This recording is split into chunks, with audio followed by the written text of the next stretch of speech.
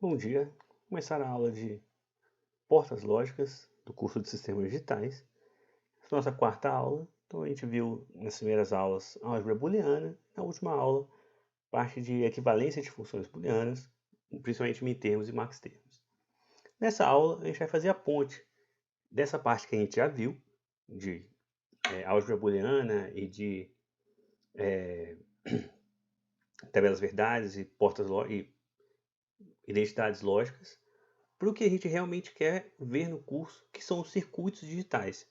Então a gente vai ver a parte de portas lógicas e como é que isso aí, como que uma função booleana representa um circuito digital.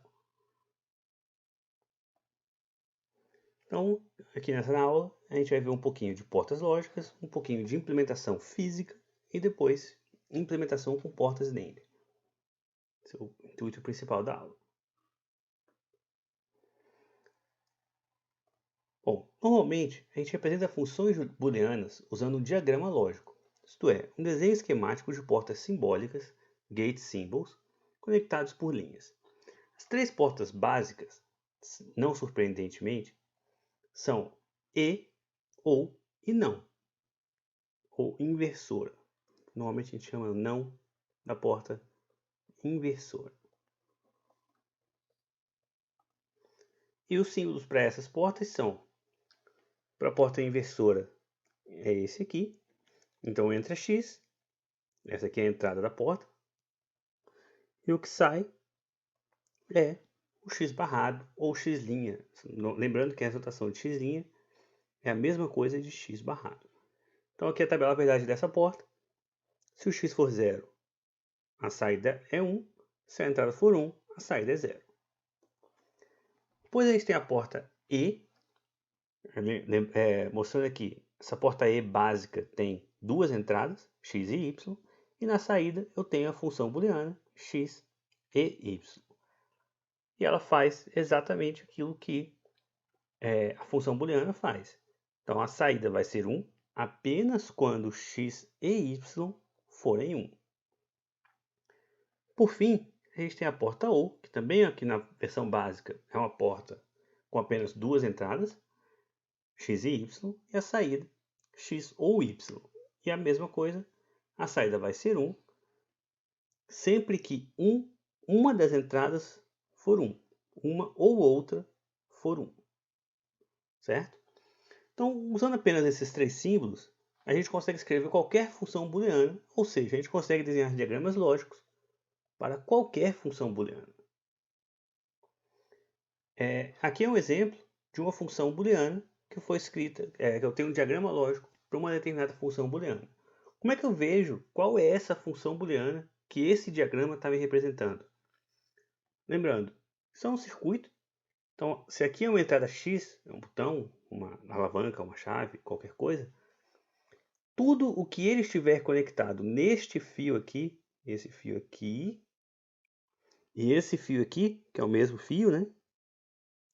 Essa bolinha essa bolinha significa que existe uma conexão entre esses fios.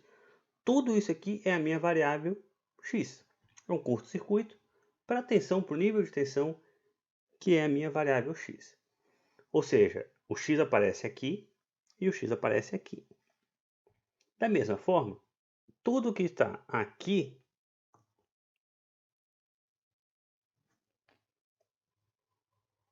é a minha variável y. Então eu tenho a variável y aqui e a variável y aqui. Aqui eu tenho uma porta inversora. Então, se na entrada eu tenho x, na saída eu tenho x negado. Da mesma forma que eu tenho uma outra porta inversora, se na entrada eu tenho y, que eu tenho y negado. Aqui eu tenho uma porta E. Então, se aqui eu tenho x e y, aqui é x e y. Da mesma forma, se aqui eu tenho x barra, y barra, aqui eu tenho x barra, y barra. Lembrando que essa conexão aqui me diz que a saída da porta E está entrando numa das entradas da porta OU aqui no final.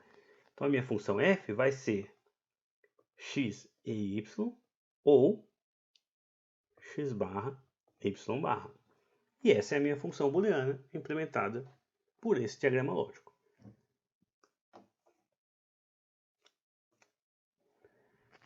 Aqui eu posso usar portas lógicas e ou de múltiplas entradas.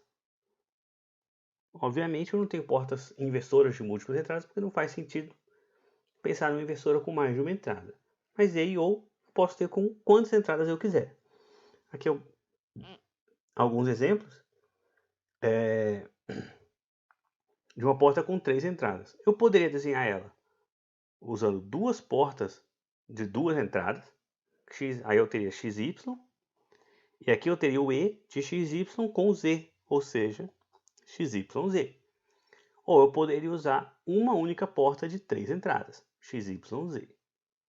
Notem que, embora a equação booleana das duas portas seja igual, dos dois circuitos seja igual, a implementação aqui é diferente. Esse aqui da esquerda usa duas portas de 2 entradas. Esse aqui da direita usa uma porta de 3 entradas. São implementações diferentes. A mesma coisa aqui embaixo, também posso fazer isso com a porta OU da mesma forma. Isso pode me gerar qualquer tipo de função booleana.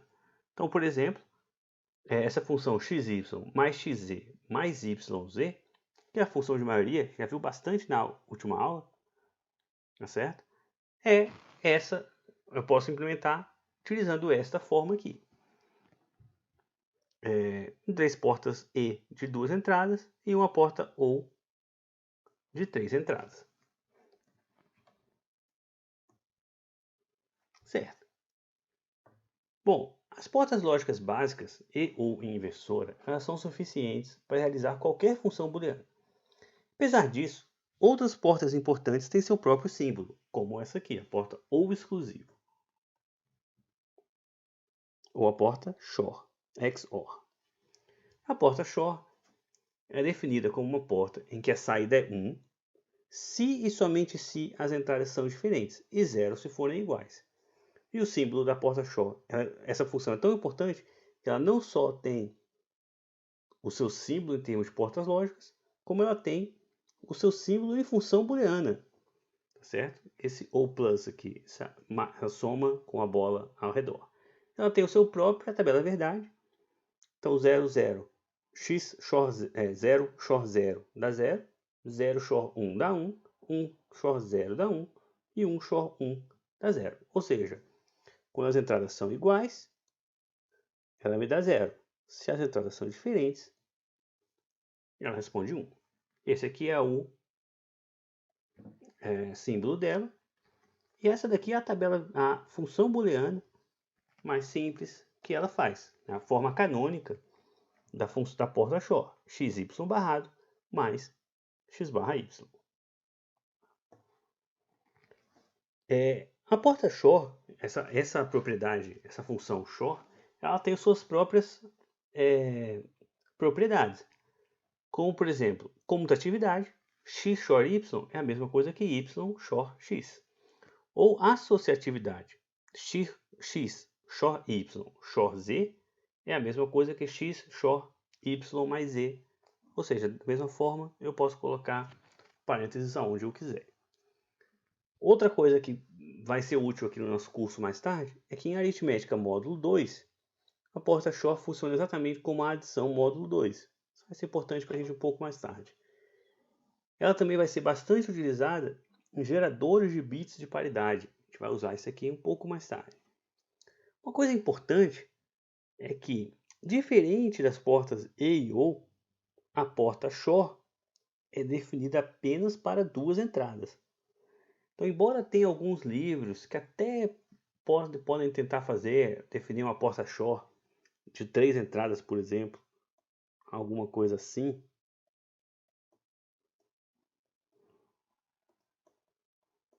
e aí dizer que isso aqui é A, XOR B, XOR C. Eu não gosto de fazer isso aqui, então nunca vou mostrar isso aqui nos slides da minha prova. Vou apagar isso aqui. Isso aqui não é a forma como eu costumo fazer. Por que isso? Por causa da nossa definição. A porta XOR é uma definição. A definição dela ela vai ser 1 quando as entradas forem diferentes. Se eu tenho 3 entradas, Como é que eu faço? As três são diferentes? Não tem como as três serem iguais. Então fica um pouco mais complicado. Eu não defino a porta Shor com mais de duas entradas. Além disso, uma coisa que a gente usa muito, e a gente vai usar cada vez mais no curso, é utilizar o complemento de várias variáveis na implementação de funções booleanas. Por isso a gente tem uma notação um pouco mais simples para essa inversão de uma variável, que é essa aqui. Perceba que agora, isso aqui é o mesmo circuito que eu mostrei mais cedo. Só que ao invés de eu colocar uma porta inversora aqui, que seria essa aqui, eu troquei essa inversora simplesmente colocando uma bolha, uma bola. A gente normalmente chama bolinha, bolha mesmo, bubble. Vários livros em inglês você vai encontrar essa parte de bubble aqui na entrada da porta. Isso aqui está me dizendo o quê? Está me dizendo que aqui dentro dessa porta, o que entrar aqui, que é o x, vai entrar aqui como sendo x barrado. O que entrar aqui, que é o y, vai entrar aqui como sendo y barrado. Então essa porta está fazendo x barra e y barra. Tá certo? Essa é uma notação que simplifica bastante os nossos circuitos, principalmente quando nossos circuitos começarem a ficar maiores. Então, e ela é bastante usada não só aqui para gente, como em documentos técnicos, datasheets de circuitos, etc. A gente vai ver bastante esse tipo de notação. Com essa notação de inversão, a gente define as três últimas portas lógicas básicas, que é a porta NAND. Porta NAND, a gente chama de não E, é definida simplesmente como uma porta E com a saída invertida. Ou seja, a porta NAND, eu desenhei aqui uma porta E coloquei a minha bolha na saída. Ou seja, ela vai fazer o E de X e Y e depois fazer a negação disso tudo, do resultado. Ou seja, se a porta AND ou E ela era 1 apenas quando X e Y forem 1, essa minha porta NAND ela vai ser 0 apenas quando X e Y forem 1. Então eu tenho essa tabela verdade aqui. Da mesma forma, eu tenho a porta NOR, certo? Que é definida como uma porta OU com a saída invertida. Funciona da mesma forma aqui. Então eu tenho a porta OU, faço o OU do X ou Y e depois pego esse resultado e inverto, certo? E a porta NOR vai ser 1 apenas quando X e Y forem 0, certo? Todos os outros casos ela vai ser 0. A saída dela, a tabela verdade dela é exatamente a negação da tabela verdade de uma porta OU normal. É exatamente o que ela é. Por fim, eu tenho a porta NXOR, NXOR, ou não ou exclusivo, certo? Que é uma porta XOR com a saída invertida. E aqui ela tem uma coisa interessante. Se a porta XOR me dizia quando as entradas são diferentes, a porta NXOR vai me dizer exatamente quando as entradas forem iguais. Quando as entradas forem iguais, a saída é 1. Caso contrário, a saída é 0. E esse é o símbolo da porta NXOR. Lembrando o teorema de De Morgan, certo? O que a gente tinha é que o x e y barrado é a mesma coisa que x barra mais y barra, certo? Ou seja, eu posso desenhar uma porta NAND com este símbolo, que é o símbolo mais usual da porta NAND, é uma porta E com a saída negada, mas se eu fizer o teorema de De Morgan, e aqui eu fizer exatamente isso aqui, a gente vai ver que x e y barrado, esse termo aqui, é a mesma coisa que x barra mais y barra. Agora, eu posso implementar esse circuito aqui do lado direito usando esse símbolo, que é uma porta OU com as entradas negadas, tá certo? Isso aqui não é uma nova porta. Não é uma nova porta. O que é isso então? É exatamente esta porta aqui. Eu só desenhei ela de uma forma diferente. Por quê? Parece que eu compliquei demais isso aqui, mas na verdade, muitos diagramas mais para frente, eles vão ficar um pouco mais legíveis com essa anotação do que com essa aqui. Então a gente acaba que o projetista usa as duas. Então é importante a gente aprender as duas. Da mesma forma, isso aqui acontece com a porta OR, né, NOR. A porta NOR, eu posso fazer essa anotação mais usual, uma porta OR com a saída invertida, ou usando essa outra identidade aqui, isso aqui é uma porta E com as entradas invertidas, tá certo? E, novamente, não é uma nova porta, essa porta aqui é exatamente essa porta aqui, na verdade. Certo. Como é que essas portas vão ser implementadas na realidade, né? Para a gente começar a ver isso aqui, como é que aquela porta vai ser implementada, a gente tem que estudar um pouquinho de eletrônica e a gente vai ver um pouquinho de transistores. Aqui no curso da Universidade de Brasília, da UNB, vocês vão ver essa parte de eletrônica, principalmente essa parte de transistores, nos cursos de materiais elétricos e magnéticos e no curso de eletrônica, eletrônica 1 e eletrônica 2, tá certo? São cursos bem mais para frente do que o curso de sistemas digitais, tá certo? A gente vê aqui, a gente optou por ver sistemas digitais antes de ver eletrônica. Em outros cursos em outras universidades, isso poderia ter sido feito de outra forma. De qualquer forma, isso não tem muito problema, porque o que a gente quer estudar e a forma como a gente quer ver aqui os transistores, a gente vai ver um pouquinho aqui, só para justificar e só para lembrar uma coisa que eu costumo dizer muito para os alunos, que fica esquecida quando a gente estuda sistemas digitais. No fim das contas, sistemas digitais é uma disciplina de circuitos. Então, o que a gente quer montar, o que a gente quer fazer, são circuitos elétricos digitais, mas circuitos elétricos. Então, algumas dos problemas que vão aparecer, eles não aparecem porque a minha álgebra booleana está errada. Eles vão aparecer porque eu estou esquecendo de algum detalhe do circuito que eu deveria estar com mais atenção para resolver isso aí. Então, é importante para a gente estudar um pouquinho que seja essa parte da implementação física. Então, vamos lá. O que é um transistor, certo? Transistor, o modelo mais simples que a gente quer usar para transistor, que é o suficiente para a gente. Vocês vão ver nessas outras disciplinas modelos mais sofisticados. É que para a gente ele é uma resistência controlada por tensão.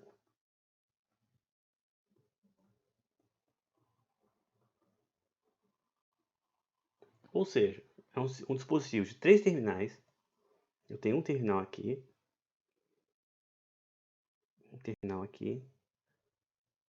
como se eu tivesse uma resistência aqui, e aqui vem. E aí, na verdade, a tensão que eu coloco nesse terminal de fora vai controlar a resistência entre esses dois terminais. Aqui. Tá certo? Novamente, esse é um modelo bem simplificado. A gente vai ver modelos, vocês vão ver modelos no curso da universidade mais sofisticados para isso. Mas aqui para a gente, esse modelo é suficiente. Principalmente porque a gente só quer estudar esse modelo em duas situações. Na situação onde a entrada é 0 volts, ou na situação onde a entrada é 1. Que para a gente aqui, normalmente a tecnologia da TTL é 5 volts. Eu não estou muito interessado no comportamento do circuito quando a entrada é alguma outra coisa, porque eu quero realmente observar na saturação. A entrada ou é 0 ou é 1. Certo. Aqui a gente tem dois tipos de transistores principais. O primeiro é o NMOS, certo? Vou desenhar ele aqui.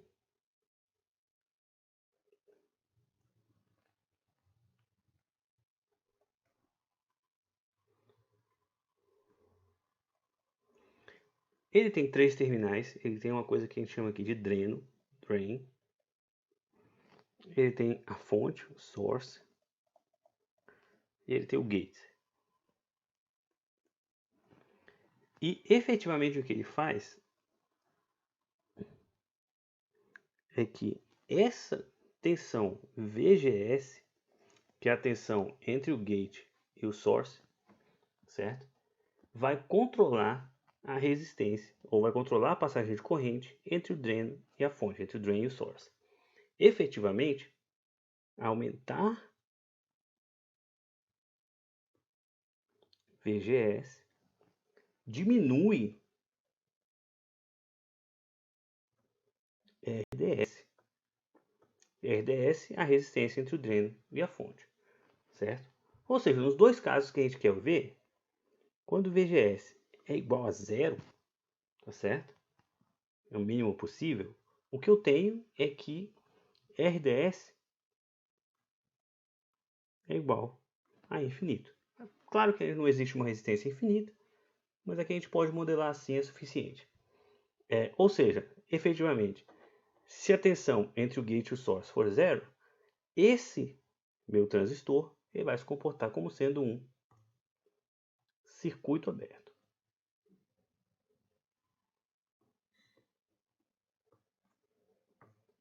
Por outro lado, quando o VGS for 5 volts, meu RDS vai tender a zero. Ou seja, como se esse cara estivesse em curto-circuito. E aí, esse meu transistor vai se comportar como sendo um curto-circuito. E a tensão que aparecer no dreno é a mesma tensão que vai estar no source. Esse aqui é o caso do transistor NMOS. Então, aumentar VGS diminui RDS. Certo. Então, eu tenho aqui o segundo tipo de transistor, o transistor PMOS. Um pouquinho diferente do primeiro, do NMOS. Vou desenhar ele aqui.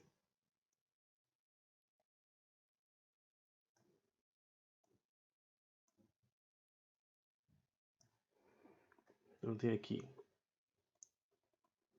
o drain, o gate e o source. E aqui eu tenho a minha tensão VGS. A ideia desse transistor é que diminuir VGS diminui RDS. Então, no primeiro caso, quando eu tenho VGS igual a zero, eu vou ter um RDS igual a infinito. Ou seja, o que eu tenho aqui é um circuito aberto. No segundo caso, quando eu tiver VGS, quando eu diminuir VGS, diminuir a tensão no gate, diminuir a tensão no gate aqui, eu vou começar a diminuir a tensão aqui no gate, mantendo a tensão na fonte, ou seja, o VGS vai começar a ficar negativo. Quando isso acontecer, eu vou ter RDS igual a zero e ele vai se comportar como sendo um curto-circuito.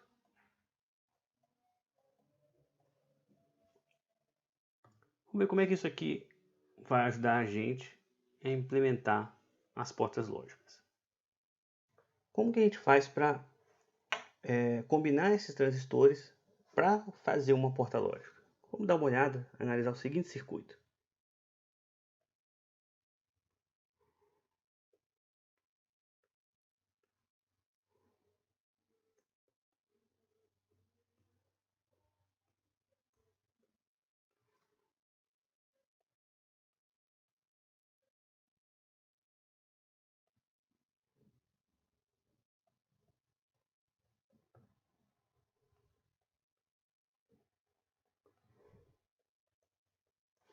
Então, eu tenho um transistor aqui em cima, eu vou chamar de Q2, do tipo PMOS, e um transistor aqui embaixo que eu vou chamar de Q1, do tipo NMOS. E eu quero analisar esse circuito. Notem que esse circuito tem uma alimentação aqui em cima, 5 volts. Ao mesmo tempo tem uma referência, eu terra aqui o meu 0 volts aqui embaixo. Eu vou analisar esse circuito.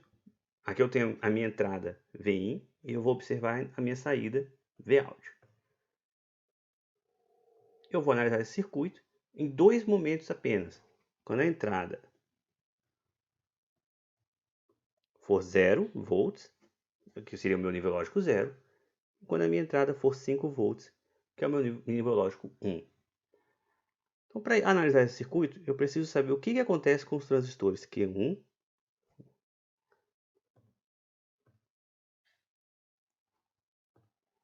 Q1 e Q2, para saber o que vai acontecer com Vout. Então vamos olhar o que acontece com o transistor quando eu coloco 0 volts aqui.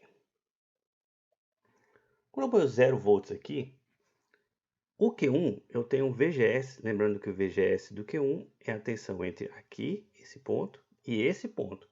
Ela é zero, porque aqui ele está no terra, aqui também está no terra, está com 0 volts.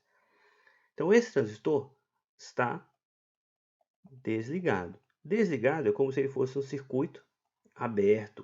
Então ele está aberto. Certo? Já esse transistor aqui de cima, eu tenho uma tensão negativa aqui em VGS. Como esse é um transistor PMOS, isso significa que ele vai funcionar como sendo um circuito fechado. E aí, aqui eu tenho um curto-circuito vindo para cá. Então a tensão Vout que vai aparecer é justamente essa tensão de 5 volts que está aqui em cima. O transistor Q2 está on e a tensão de saída é 5 volts.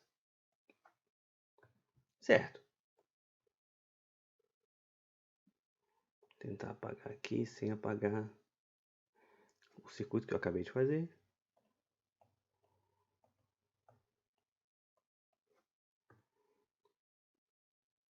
Certo. O que acontece quando eu colocar 5 volts aqui? Quando eu colocar 5 volts aqui, eu tenho uma tensão zero em VGS aqui. VGS é zero. O que significa que agora esse circuito é um circuito aberto. Que é um transistor PMOS. Então esse cara está desligado. Esse circuito aqui de baixo, a tensão aqui é 5 volts. Lembrando que esse é o VGS para esse circuito. Então esse circuito aqui é como se fosse um curto. Porque esse transistor está ligado. Então a tensão que vai sair lá no Vout é justamente a tensão de terra, 0 volts. E o que eu tenho aqui é o quê? Coloquei 0 volts na saída, saiu 5 volts na... Desculpa, coloquei 0 volts na entrada, saiu 5 volts na saída. Coloquei 5 volts na entrada, saiu 0 volts na saída. Ou seja, coloquei nível lógico 0 na entrada, saiu nível lógico 1 na saída. Coloquei o nível lógico 1 na entrada, apareceu o nível lógico 0 na saída. Isso aqui está fazendo o papel de um circuito inversor, onde essa daqui é a entrada e essa daqui é a saída. Notem que no meu esquemático do inversor, esse símbolo que eu estou colocando aqui, eu não estou mostrando a alimentação, esses 5 volts e esse terra. Normalmente isso não aparece no diagrama lógico, mas no circuito real isso vai ter que aparecer.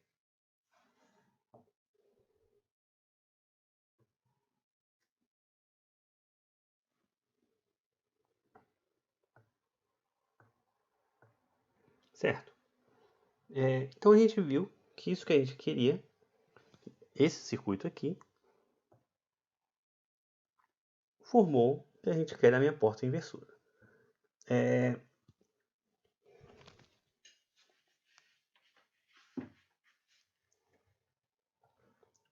Ou seja, lembrando aqui o que eu comentei no início do slide anterior.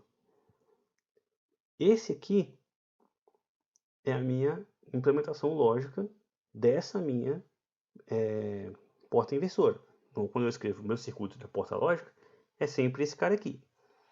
Note que a minha porta inversora é como se eu só tivesse o miolo do circuito. Só como se eu só estivesse colocando isso aqui. Eu tenho Vin, eu tenho Vout.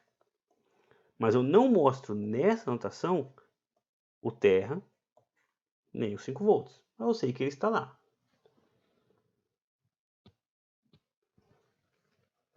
Certo. Isso aqui é importante para a gente pelo seguinte.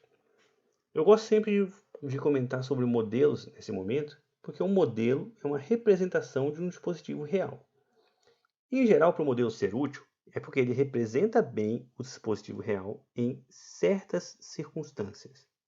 Para ser bem utilizado, eu preciso conhecer bem o modelo e as suas limitações. Tá certo? Sempre gosto de dar um exemplo em circuitos, que é o seguinte. Se eu pegar uma bateria de 9 volts, que eu vou representar aqui como uma fonte, 9 volts. Colocar aqui um resistor de 1 kΩ, qual que é a corrente no circuito? Fácil saber, pela lei de Ohm, que a corrente no circuito vai ser tensão sobre resistência, ou seja, 9 mA. Se você fizer isso, for lá no laboratório, pegar uma bateria de 9 volts, pegar um resistor de 1 kΩ, isso aí vai funcionar bastante bem. Colocar um multímetro, você provavelmente vai medir uma corrente muito próxima disso aqui. Ótimo. E se eu trocar esse resistor de 1 kΩ por um resistor de 1 ohm? Qual é a corrente que passa no circuito? Da mesma forma, 9 por 1, 9 dividido por 1, 9 amperes. Certo, isso é o que a equação me diz. Porém, se eu for lá no laboratório, colocar uma bateria de 9 volts, colocar um resistor de 1 ohm, eu não vou medir uma corrente de 9 amperes. Corrente de 9 amperes é uma corrente muito alta. Tá certo? Que um resistorzinho de 1 ohm simplesinho nem aguenta. E a minha bateria de 9 volts, essas que eu compro no supermercado, nem consegue prover uma corrente desse tipo. Então aqui eu tenho um erro que eu começo a falar, bom, usei o mesmo modelo, apliquei, aqui levei para o laboratório, não vou ver essa mesma coisa. Onde é que está o erro? Bom, posso ser levado a acreditar que o erro está na lei de Ohm. V igual a RI, aparentemente não funciona bem nesse caso. Bom, a lei de Ohm está sendo utilizada há mais de 150 anos. Não é o problema, não está aqui. O problema está que na hora que eu desenhei o meu circuito, eu utilizei esta minha fonte perfeita como se fosse a minha bateria. Só que a minha bateria de 9 volts que eu compro no supermercado, ela não pode ser bem modelada por uma fonte perfeita quando a corrente que ela precisa prover começa a aumentar demais. Tá certo? Então, estou fazendo alguma coisa que está fora da especificação do fabricante. A minha bateria ela só pode ser modelada dessa forma com correntes baixas. Então, o erro não está aqui, obviamente. O erro está aqui. Se eu quiser refazer esse circuito, se eu realmente quiser observar esse circuito e quiser ter fazer com que o meu estudo do circuito reflita o que eu vou ver no laboratório, eu precisaria melhorar o meu modelo de bateria. Ele não está bom. Certo? No nosso caso, isso é um exemplo simples, mas só para dizer para a gente, como engenheiro, é bom ter isso como norte. Modelos são úteis, mas saber quando aplicar os modelos também é bem importante. No nosso caso, o modelo lógico, zeros e uns, portas lógicas, álgebra booleana, representa muito bem os dispositivos reais para quase todas as aplicações e condições de funcionamento. Tem duas limitações principais, entretanto, que é o que a gente chama de fan-out e o que a gente chama de atraso. Vamos ver um pouquinho essas duas limitações. Fan-out é simples. O fan-out de uma porta lógica é definido como o número de entradas que a porta lógica pode alimentar, que entre aspas, não é bem alimentar, ela pode excitar, na verdade, sem exceder a sua especificação de carga de pior caso. Vou dar um exemplo muito simples aqui, vou tentar desenhar aqui, esse slide ficou ruim. Vamos supor que eu tenho uma porta inversora, certo? Aí eu pego essa inversora e começo a utilizar. Ligo nela outra inversora, ligo uma porta E, ligo uma porta OU, ligo outra inversora. Será? Aqui quando eu só estou desenhando o esquemático do circuito, eu sei que eu posso desenhar quantas coisas eu quiser aqui, que está tudo certo. Mas será que no caso da minha porta no laboratório, eu posso ligar qualquer número de portas aqui? Ou será que tem um limite? Bom, obviamente tem um limite. Vai chegar uma hora que essa corrente aqui, que essa porta está gerando, ela vai ser dividida para cada uma dessas portas. No que ela for dividida, pode ser que ela vai dividir e vai cair abaixo do que essas portas conseguem entender. E aí o meu circuito passa a não funcionar muito bem. Tá certo? Então, como é que eu sei disso? Como é que eu descubro qual que é o fan-out? A melhor forma é observar o manual do fabricante, que é o famoso datasheet. Certo? Antes, a gente tinha os livros no laboratório que tinham essas informações dos circuitos. Hoje em dia, a maioria está na internet. Só procurar o datasheet dos circuitos. Mas, no caso aqui, no nosso exemplo, né, é bem simples. Eu olho no datasheet e vou ver. Essa porta inversora que eu estou usando aqui só pode alimentar tantas outras portas. Só pode aceitar tantas outras portas na saída. Em geral, uma porta lógica tem dois fanouts diferentes. Um para o nível lógico 0 e outro para o nível lógico 1. Certo? E o fanout que a gente vai utilizar como bons engenheiros é o pior deles. Porque eu quero que meu circuito funcione sempre. Tá certo? Em geral, uma regra básica é dizer que o fanout é 10. Mas isso depende muito, na realidade, depende muito do circuito, depende do fabricante. Certo? A parte do fanout é interessante. Vai ser interessante quando eu mostrar mais à frente circuitos comerciais. Já vê que circuitos comerciais muitas vezes têm alguma lógica que a princípio não faz muito sentido. Quando eu comentar do fanout, isso vai fazer um pouquinho mais de sentido. Mas fora isso, para a gente não faz tanta diferença assim. O que faz bem mais diferença para a gente é o atraso. Então, diferentemente dos diagramas lógicos, os circuitos digitais são sistemas físicos. Então, o circuito não pode responder de forma imediata. Por exemplo, no caso do diagrama lógico da porta inversora, a gente tem a porta inversora que está aqui, entra x, sai x barrado, eu tenho uma inversora. Ótimo. Porém, a saída não responde imediatamente após a mudança da entrada. Em geral, ela vai responder após um certo atraso, que é bem pequeno. A gente chuta, em geral, quando mostra algum exemplo, obviamente, isso depende da tecnologia, depende do tipo de porta lógica que eu vou usar. Eu tenho que olhar isso no datasheet do fabricante.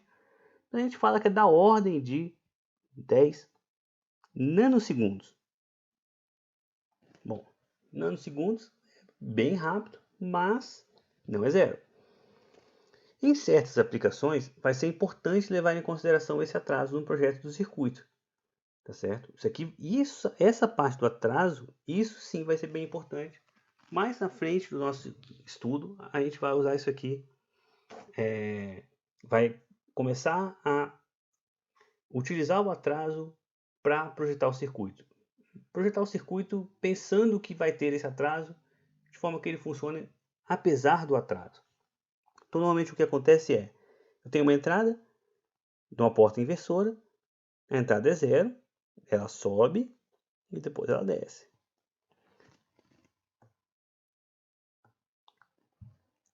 A saída, ela era 1. Nesse momento que a entrada subiu, ela não responde imediatamente, ela responde um pouquinho de tempo depois. Esse tempo aqui é o que a gente chama de atraso, tá certo? Só depois a saída vira 0. Quando a entrada desce, só depois de um pouquinho de tempo a saída vira 1, certo? Então aqui no meu eixo, esse aqui é o tempo. Ou seja, apesar disso aqui ser uma porta inversora, existe sim um pequeno instante de tempo, aqui e aqui, onde a entrada e a saída são iguais, certo? Antes do meu circuito estabilizar. Então isso pode ser importante para a gente. Isso vai ser importante para a gente no futuro. Certo. O que é um circuito integrado? Essas portas lógicas, elas normalmente são encontradas na forma de circuitos integrados, o famoso CI. Em geral, no mesmo CI, a gente vai ter várias portas lógicas, certo? E esse CI eu tenho que alimentar ele. Alimentar, no nosso sentido aqui, entre aspas, né? Efetivamente eu tenho que colocar ele na fonte, na alimentação. Ou seja, fornecer uma tensão V+, e uma referência de terra, certo? Todas as características específicas estão no datasheet do fabricante. Esse aqui é o esquemático de circuito de um CI que é o 7404, certo? O circuito antigo. Ele vinha com 6 portas inversoras independentes, ou seja, essa porta não, eu podia usar ela de forma independente dessa, são portas diferentes. A única coisa é que ele vinha encapsulado com 6 portas, até para o tamanho ficar mais ou menos razoável. E aquela parte que nunca aparece no esquemático lógico do circuito são esses caras aqui, VCC e o Terra. Bom, em geral, eu vou pegar o circuito ele tem um pequeno dente aqui, dá para ver um pouquinho aqui na imagem, certo? Esse pequeno dente eu vou colocar à esquerda e por baixo eu vou começar a numerar os pinos. 1, 2, 3, até o número de pinos que eu encontrei. No caso do 7404, 7 pinos, certo? Depois eu começo voltando em cima. 8, 9, para lá, no caso do 7404, até o pino 14. Em geral, o pino 7 e o pino 14 são os pinos de alimentação. Porém, toda vez que você pegar um novo circuito, o mais importante é você observar no datasheet do circuito quais são os pinos de alimentação, quais são os pinos para você utilizar esse circuito. Certo? Existem diversas famílias lógicas de CIs, as mais famosas CMOS, ECL, TTL. Até pouco tempo atrás a gente utilizava muito esses circuitos TTL no laboratório, a gente mudou um pouquinho isso, mas vocês ainda vão usar esse tipo de circuito na próxima disciplina de laboratório de sistemas microprocessados. Então não vou me alongar muito aqui. Continuando aqui, vamos ver um pouquinho da implementação de circuitos com portas NAND. E por que isso aqui é importante? Por que a maioria dos livros, todos os livros, tem vários e vários exercícios de implementação de circuitos com portas NAND, tá certo? Então eu vou tentar motivar um pouquinho do porquê isso aqui acontece. Certo. Olha só, quando eu vou fazer com transistores, é mais fácil fazer uma porta NAND ou uma porta NOR do que fazer uma porta AND ou uma porta OR. Por quê? Bom, aqui na esquerda eu tenho um esquemático de uma porta NAND, certo? Esse aqui é um esquemático de uma porta NAND. Um circuito um pouquinho mais complicado, tenho quatro transistores, mas eu posso analisar ele da mesma forma que a gente fez anteriormente.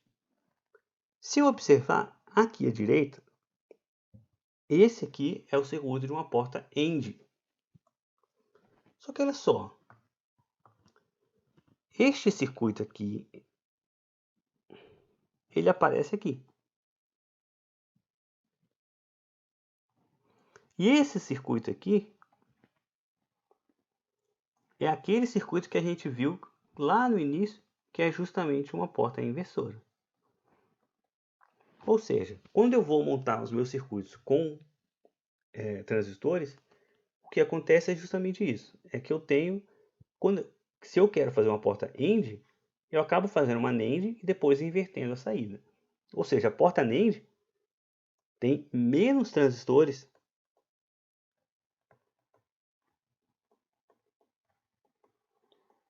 do que a porta AND.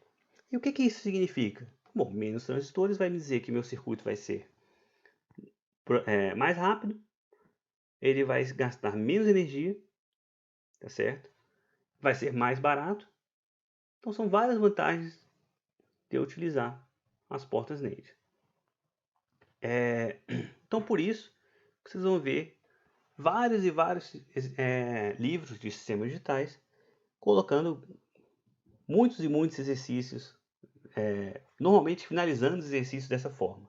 Então os exercícios vão ser, projete um circuito que faça isso e aquilo, e no final mostre o esquemático com portas NAND. Então vamos ver como é que a gente faz isso. Certo. Para implementar esse circuito com portas NAND, é importante importante lembrar do teorema de De Morgan, tá certo? Olha só, os passos são simples. Imagina que eu tinha esse circuito XY mais XZ mais YZ, certo? Como é que eu posso pensar na implementação dele com portas NAND? Eu vou fazer o seguinte, eu vou negar o circuito duas vezes, negar a expressão inteira duas vezes. Lembrando, negar a expressão duas vezes, não, dado a identidade da involução, é a mesma coisa, é a mesma expressão.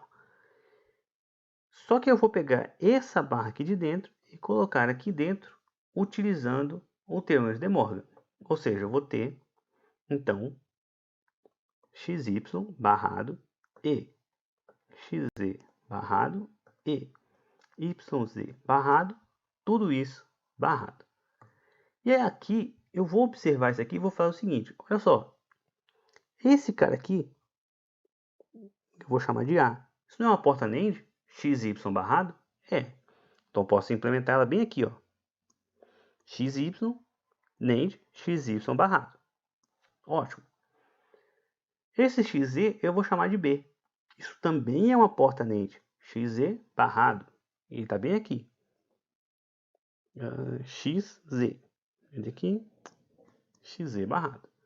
E a mesma coisa aqui. YZ barrado eu vou chamar de C. Ele apareceu aqui. Agora perceba. Esse meu circuito não é A e B e C barrado?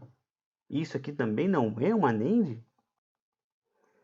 Então eu tenho aqui agora A e B e C barrados. Isso aqui é a minha NAND. E o meu circuito, finalmente, está implementado aqui. Tá certo?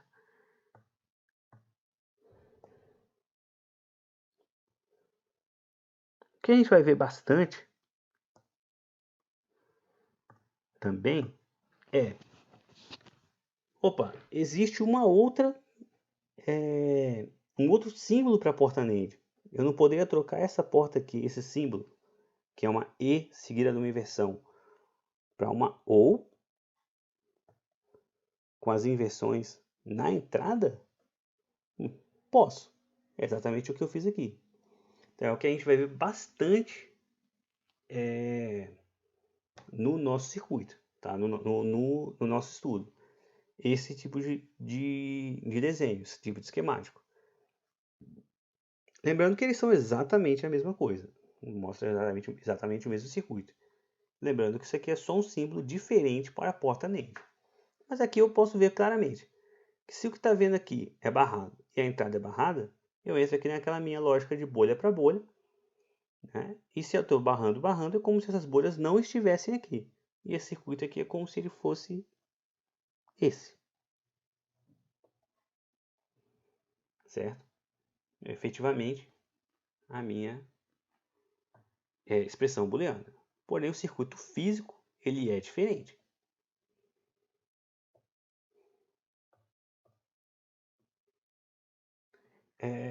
Certo? Então eu coloco aqui vários exercícios agora, tanto para essa aula quanto para aulas anteriores. Tem vários exercícios, forma canônica, provar se as afirmativas são verdadeiras ou não. Alguns desses exercícios caíram em prova em anos passados. Né? Esse aqui também. Esse aqui é um bom exercício.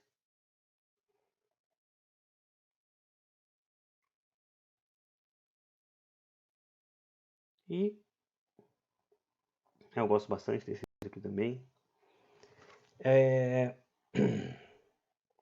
Bom, aqui algumas referências de alguns exercícios sugeridos no nosso livro do Waker, certo? Essa parte aqui está principalmente nas seções 4.1, 4.2, 4.3.1 e 4.3.2. Lá no livro do Waker ele vai bem mais a fundo na parte de implementação física, que eu passei um pouco mais rápido aqui, não é o nosso objetivo.